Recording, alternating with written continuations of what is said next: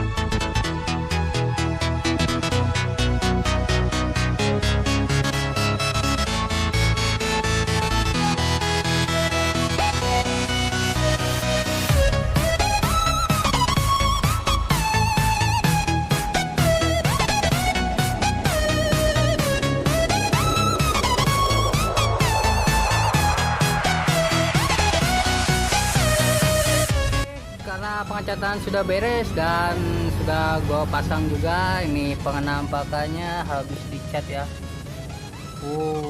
Mulus.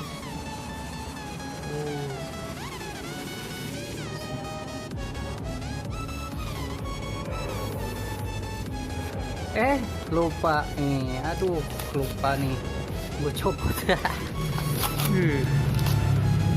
Nih unboxing. Knalpot.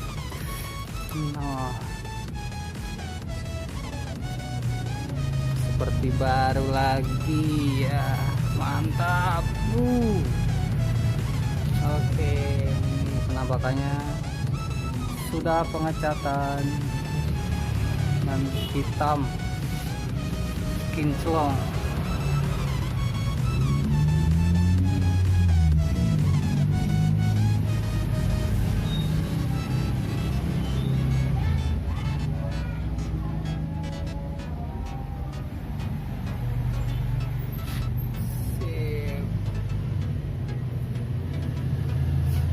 Ya, oke.